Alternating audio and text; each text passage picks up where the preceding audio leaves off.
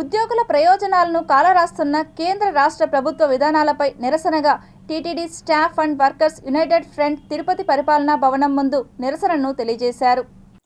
దేశవ్యాప్తంగా నిర్వహిస్తున్న సార్వత్రిక సభలో భాగంగా TTD staff and workers United front తిరుపతిలోని పరిపాలనా భవనం ముందు నిరసనను చేపట్టారు.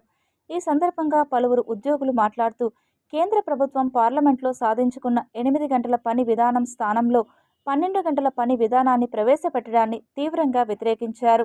అదేవిధంగా ప్రస్తుతం రిటైర్డ్ అయిన ఉద్యోగులకు పీఆర్సీ మరియు డిఏలను ఇస్తున్న విధానాన్ని రద్దు చేయడంపై తీవ్ర అసహనం వ్యక్తం చేశారు. మహిళలకు నైట్ షిఫ్ట్ పనిచేయాలని తీసుకొస్తున్న చట్టాన్ని వ్యతిరేకిస్తూ 4 లేబర్ కోడ్ల పేరుతో ఉన్న హక్కులను కోల్పోయే పరిస్థితికి తీసుకురావడం సరైన పద్ధతి కాదని ఈ సందర్భంగా వారు తెలియజేశారు.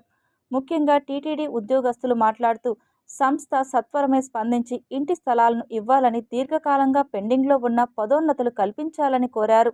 డిగ్రీ చదువుకున్న పిల్లలకు జూనియర్ అసిస్టెంట్గా కారుణ్య నియామకాలు చేపట్టి ఎంప్లాయీస్ హెల్త్ స్కీమ్లో ఉన్న ఉద్యోగులు వెంటనే చెల్లించాలని కోరారు.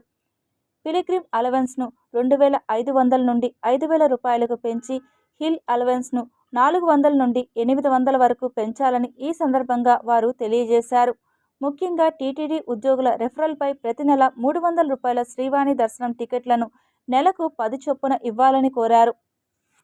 కేంద్ర ప్రభుత్వం, రాష్ట్ర ప్రభుత్వం అనుసరిస్తున్నటువంటి ఉద్యోగ కార్మిక వ్యతిరేక విధానాలపైన ఈ సమ్మె జరుగుతోంది.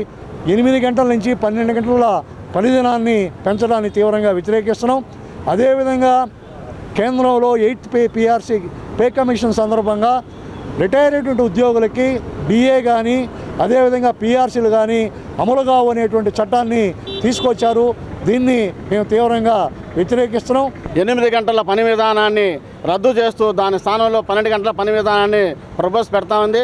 కాబట్టి ఈ 12 గంటల పని విధానాన్ని రద్దు చేయాలనేసి యథావిధంగా ఏదైతే 8 గంటల పని విధానం ఉందో 8 గంటల పని విధానాన్ని కొనసాగించాలని చెప్పేసి మేము డిమాండ్ చేస్తున్నాము. అదేవిధంగా నైట్ డ్యూటీల్లో మహిళలకు అందరూ కూడా నైట్ షిఫ్ట్ వేయాలనేసి ఒక కొత్త చట్టం చేయబోతా ఉంది. ఆ చట్టాన్ని కూడా మేము వ్యతిరేకిస్తూ మహిళలకు కూడా నైట్ డ్యూటీలు వేయకూడదు అనేసి ప్రస్తుతం ఉన్న చట్టాలని యథావిధంగా కొనసాగించాలని చెప్పేసి మా డిమాండ్గా